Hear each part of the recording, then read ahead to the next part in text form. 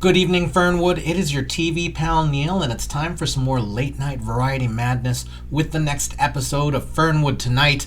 If you're just seeing my face for the first time, this is a reaction show where we will watch Fernwood Tonight together, then we'll chat about it. And if it sounds like it's your thing, stick around.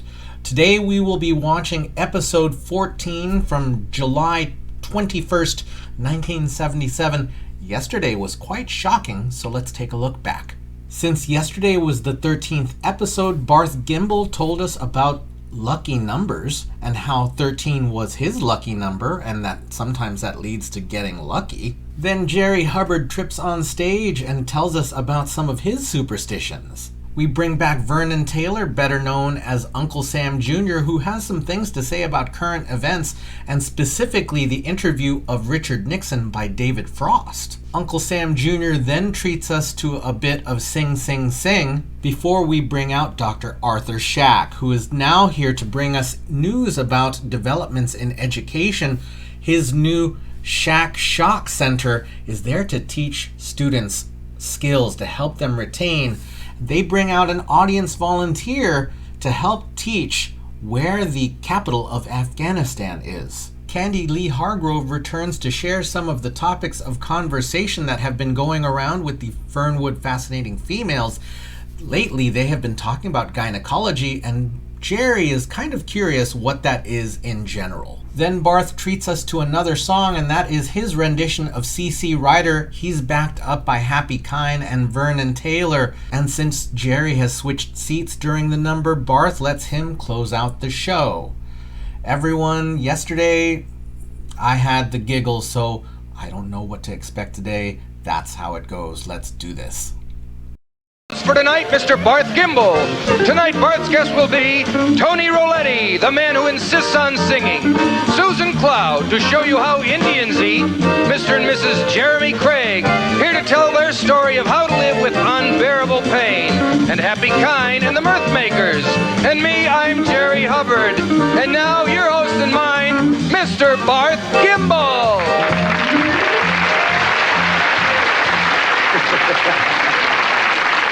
Thank you, Happy. Thank you, Jerry. Thank you, and welcome once again to Fernwood Tonight. You know, I don't like to take advantage of the power that I have here, talking to all of Fernwood every night. I don't like to use this tool to grind my own particular axes. Can you move in a little bit? Just bring the camera in? Fine, okay. But tonight there is something I just have to get off my chest before I can give you the kind of half-hour entertainment that you think you're entitled to. First of all, I don't think I'm any special VIP person or anyone who deserves some special treatment of any sort just because, you know, I have single-handedly put Fernwood on the map in these few short weeks.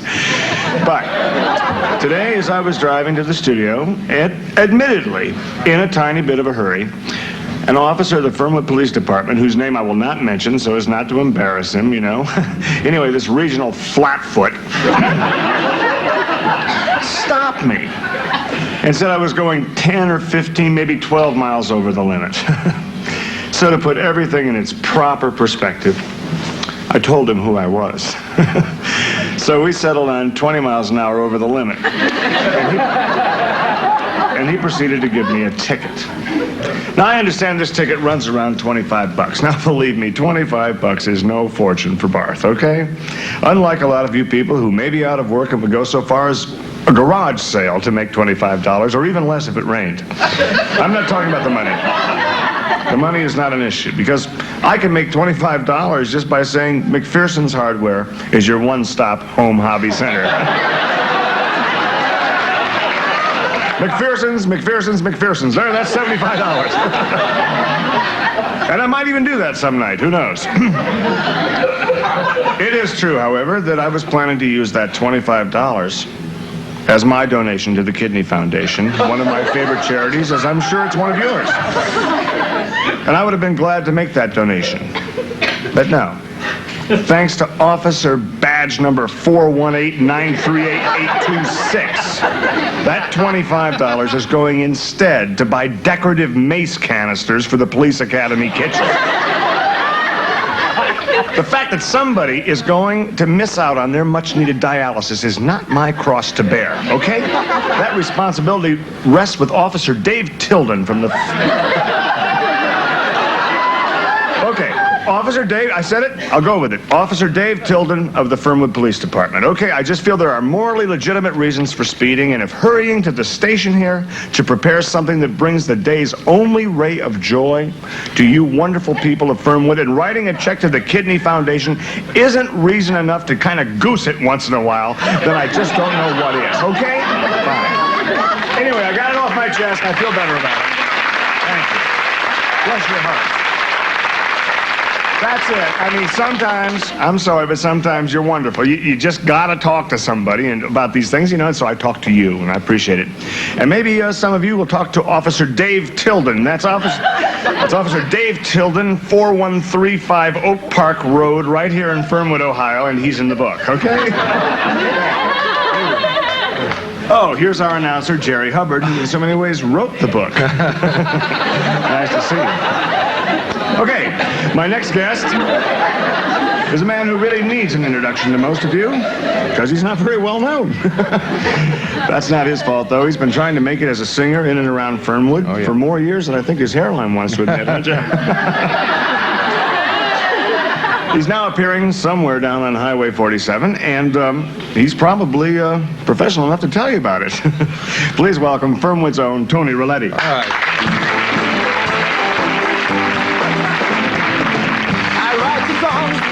Make the young girls cry.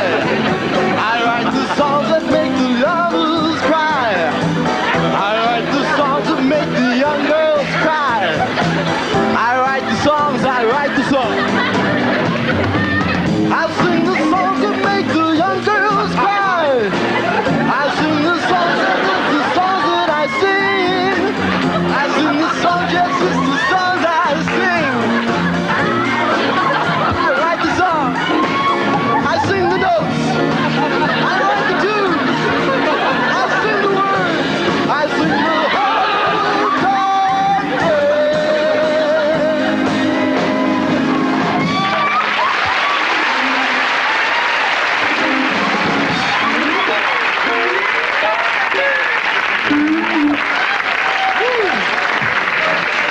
What's happening, Barth? How you Hi, doing? Tony. Very nice. What's shaking, Jerry? What's going on? Gee whiz. Boy, oh boy. Hey, you look great. Real crowd pleaser, Tom. Yeah. Oh, I love it, I tell you. You know...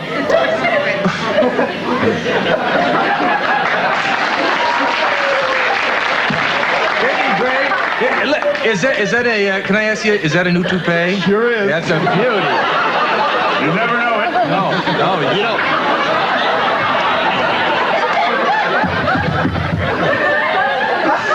You know, Barth, I want to tell you, it's really a genuine pleasure to be here. I want to tell you, we kid around a lot on stage and off stage, but I want the folks out there to know that you two are two of my closest and dearest friends, I mean, really, we kid each other, but if we can't kid each other, who can we kid? That's true. I don't know. And he means that. He doesn't know. Oh. It's true. He means every word of it. And there were only 3. I don't know. Hey, I'm kidding. Jerry and I go way back. How far back do we go, Jerry? Gee, I don't know, Tom. Tony. Okay, Tony. I remember when you broke in down at the, what was that, the walk right in? They caught him, too. Yeah. They caught him doing We that. had a great time down there. I think I worked down there for, 8-9 years. Yeah, that's great. Every night, huh? Every night, 4 shows a night. It's just fantastic. 8:30, 9, and 9:30, right? That's right. That's great. That's right. Still do the one tune. That's great. Oh, yeah. How are the crowds down wherever you're singing? It's on Route 47, right? Yeah, we're just packing them in at the Vacation Inn, Highway 89. Now, right out there, I want you to come on over. We got 2 shows a night, no cover, no minimum. And I tell you, Barth, there's not a lot of places in this town where you can go and have a full evening's entertainment and only spend $1 or $2. That's great. Price is Right, yes. Certainly. It's worth every penny. No cover, no minimum, and worth every cent of it. That's true. And that's the Vacation Inn. I know that's a dynamite place. A lot of people here in Fernwood, if they're getting married or just anniversaries or something, they'll check into the inn for a weekend. They got a great list of activities. They're putting in a pool next year. No. Yeah. That'd be great for swimming. Yes, sir. Sure, a lot of people enjoy that. A lot of people, I think, when they just get out of Fernwood Hospital, go over there to recuperate. Well, it is. Now, my grandfather had a seizure. He wasn't feeling well. His doctor said, go someplace, relax, no excitement. He checked into the Vacation Inn, and he saw Tommy's show here, and really followed Tony and followed the doctor's orders. That's great. And had a good rest. Great time. Well, it'd be nice to talk to Jerry all night, but you're here. I certainly Tony, I gotta ask you probably the question everyone asks you. What? You just asked me 7 questions. Isn't that so crazy? Oh, this is a crazy one. Tony, did you ever write any of your own songs? Oh, yeah, I sure do. In fact, I just got back from Dayton, a beautiful city of Dayton. I like to call Big it D. the Big D. Little A, YTO? Well, anyway, I was cutting. I'm just got done cutting one of my latest albums. It's called Tony Roletti's Biggest Hits. Whoa. So this turkey's available soon? Everywhere. Can you get that? I've got it. It's Are you getting a glare? It's $3.98. That's good. Wow, let's go right in the camera. $3.98. I'm sure it's worth every penny of it. $3.98 if you buy it in the stores. If you get it through the mail order, 98 cents. Look for it on the Roletti record label. Your own, huh? That's it. My own. My Way to go. very own. Only way to fly. That's right. Okay, so this is a wonderful album. I'm sure that kind of bargain everyone's That's gonna want. right. Yeah. There's another song on it, too. It's, I am woman dying ashore. The number's too big to ignore. Helen Reddy sings the best of Tony Roletti. But you know, oh, it's great. Nice tune. That's on here? That's on there. It's great. We'll be right back after this important word. We'll be right back.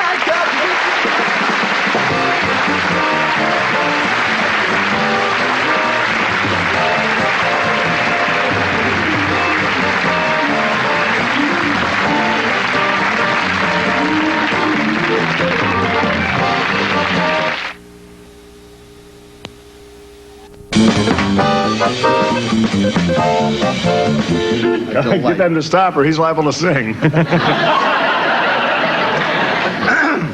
In many ways, we're delighted to have my next guest back with us. She has recently opened up Fernwood's most talked about new eating place. It's called the Butterfly Deli. You've been down there, haven't you? Oh, yes. Sure. It features nothing but organic foods cooked in the very raw, natural way. Here's the earthy lady who runs that kitchen, Miss Susan Cloud.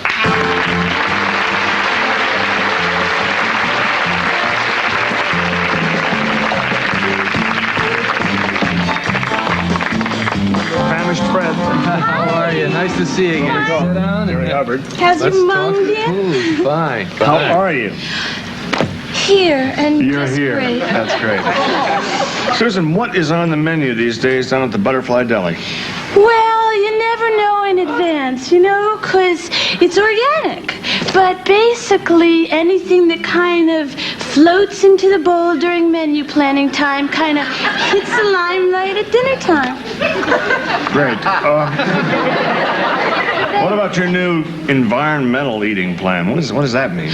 Well, it's simply matching the food you eat, Sure. you know, to the environment in which you're eating it, or vice versa, you know, heads or tails, soup or Absolutely. salad. It's like for the Chinese, special Chinese dinners, you might have fireworks going off, hang lanterns around, something like that. Sure. Eat with little sticks. Yeah. That's great. Well, what other environments are you creating? Well, this Wednesday we have something that I am particularly at least excited about, you know?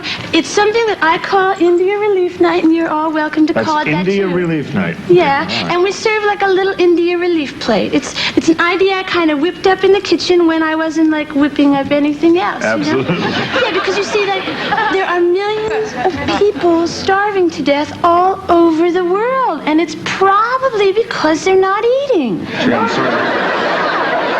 So it's like, it's my way of identifying by serving to those of us who are eating the India Relief Plate. Susan, when you go about building these environments, exactly, you say you have India Relief Night. What do you do to the actual butterfly deli to make it more like India Relief Night? It's like a fun trip.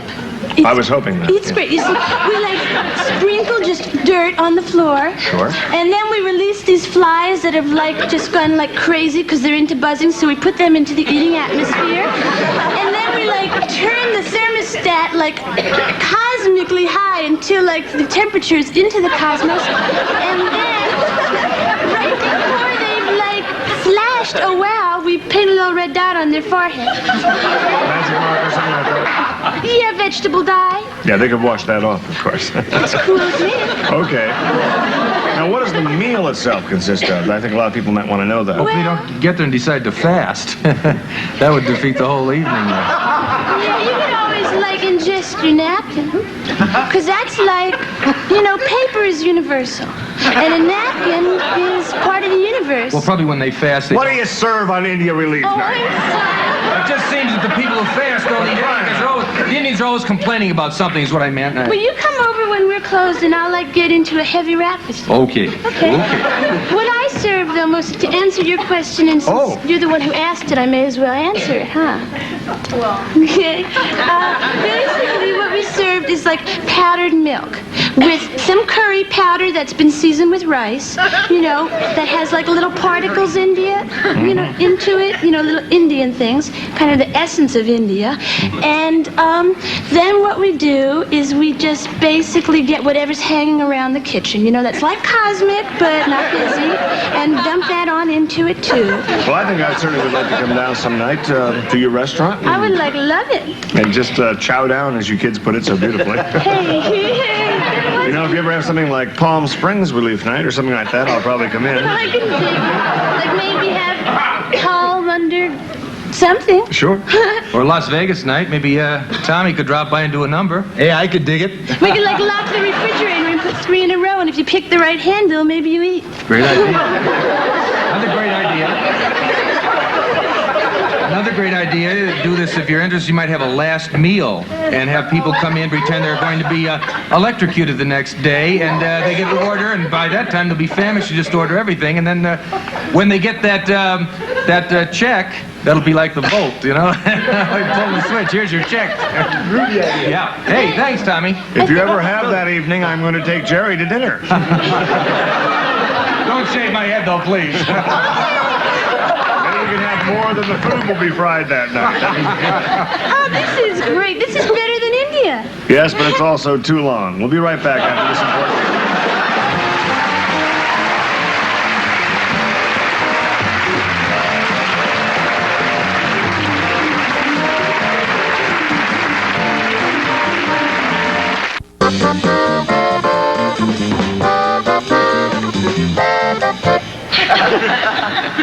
Hi, we're back.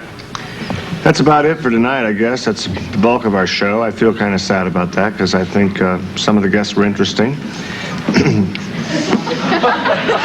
It was a wonderful show. And actually, it's that time of night where it's time that we say goodnight. And it's kind of hard, I think, because I think we've all become friends in a way. And to just simply say goodnight, with friends like we've become, I don't think that's quite enough. I think with the kind of friends we've become, I don't think it's a case of saying goodnight, really. I think it's more a case of saying goodbye. And that's kind of a difficult situation, especially with the limitations of the English language. Fortunately, I am bilingual. Yes, I have been to Europe. I don't mean to rub that in. I'm sure a lot of you have been to Europe, and some of you are planning trips to Europe, and of course there's some of you who will never see Europe, and I think you know who you are. And for you people in particular, well, in so many ways you've saved me the trouble of a trip to Yugoslavia. Why not save you the trouble of a trip to Paris? I've been to Paris, that's true.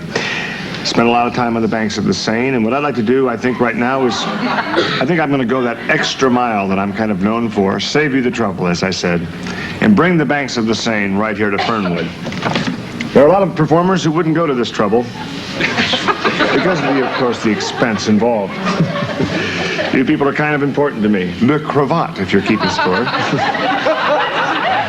This will just make it a little bit more French.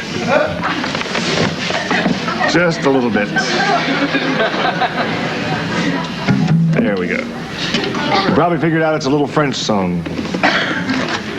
Okay, pan. So easy when you know the language. Lay grapes.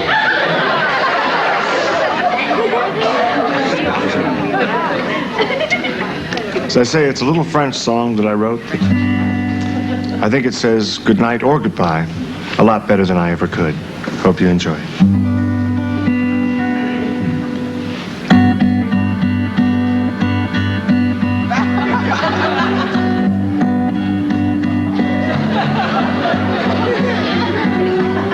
La la la la la.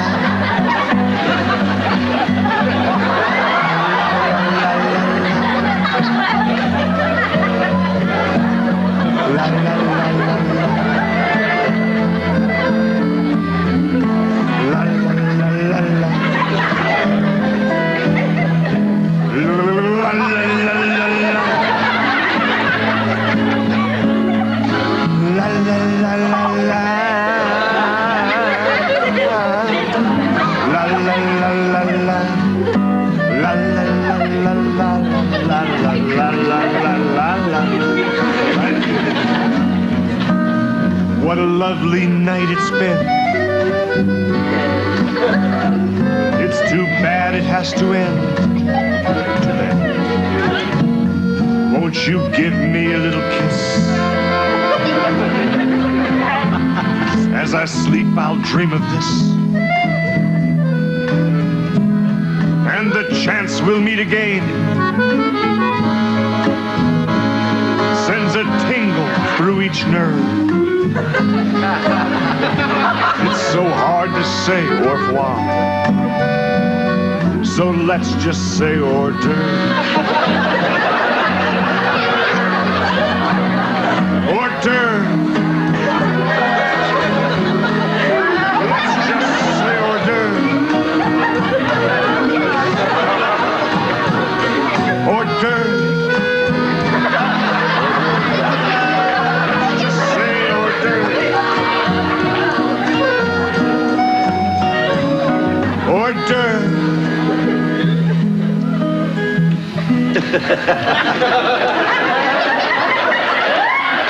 Let's just say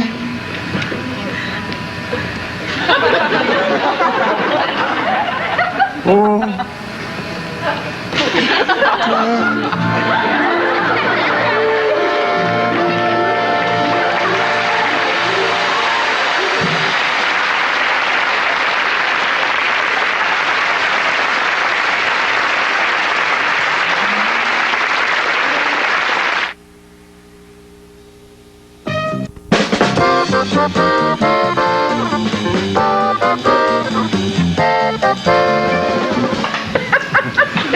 well, that's about it. Why say hors d'oeuvre when you can have one? I'd like to thank all my guests tonight.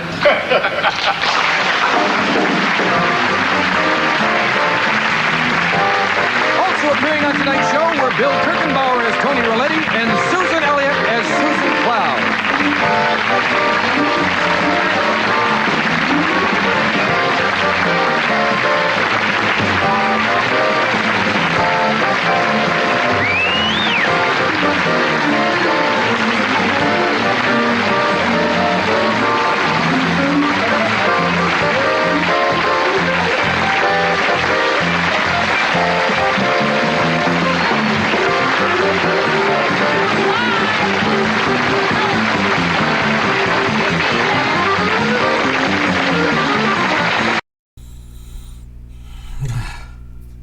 Today we start with Barth being humble as usual, telling us about his experience getting pulled over and trying to hide the identity of the officer that ticketed him. Then we bring out Tony Roletti, who insists on singing for us, and he does a version of I Write the Songs, which as I remember, was made famous by Barry Manilow. I believe he probably wrote that song. Barry did, I mean, not Tony.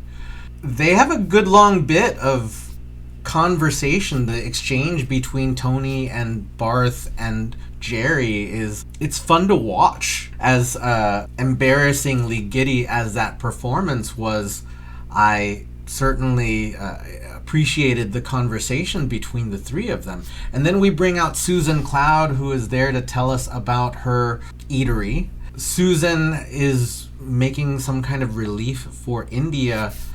Apparently, she thinks that, putting dirt on the floor and having flies around and turning the heat up is authentic India. I'm just going to say it. As usual, it's the people on stage that we're supposed to be laughing at because it's clearly absurd. On the other hand, I'm not sure how prevalent Indian cuisine was in America in the 1970s. I couldn't tell you. I didn't eat it myself until probably the late 80s or early 90s. So it's not something that everyone in America is easily exposed to. I think you need to be in a place that has an Indian population to have that. So I'm curious how this was received at that point. Clearly, Susan Cloud is a ditz and kind of a dim bulb. As, the only vegetarian representation on this show, I mean, it's fairly stereotypical, but kind of everyone is a bit of an idiot on this show. So I'll take that as understood, that everyone is an idiot on this show. And then we have Barth closing out the night with a French tune, because that's apparently Barth not trying to show off how worldly he is. It brought back memories to me because French was one of the first languages that I studied way back in high school.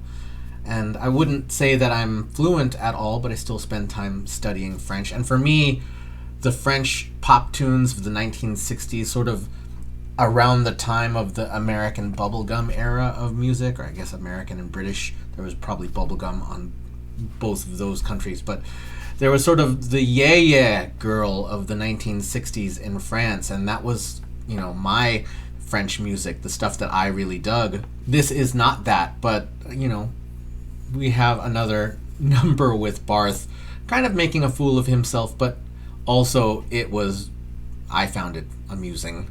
And so this episode ends with Barth singing about hors d'oeuvres, which was probably the most French word that an average American may have heard, and it pulls out to the rest of the panel eating pizza. Apparently that is the idea of what an hors d'oeuvre could be. And pretty much that's all I've got to say about this episode, so let's pull back and talk about the topic of the week. This one was one that I brought up in February, and that was, if you could date any citizen of Fernwood, who would you take on that date and what would you do? And today's answer comes from Ariel Malanga. So I thought this over, and all I could come up with is Cleet Meisenheimer. I would take him to a Manhattan bar like the Up and Up and gossip and laugh for hours over all the characters living in Fernwood.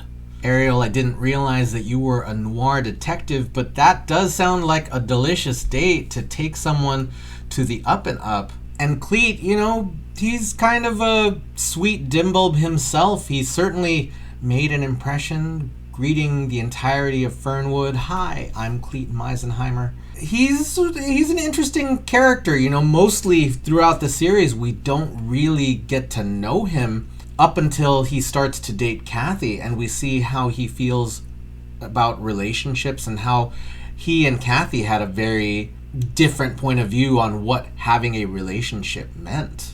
Yeah, I mean, he certainly is charming, certainly is an idiot, as most of the people in Fernwood seem to be, and sometimes you just gotta like what you like. So Ariel, thank you so much for sharing that thought.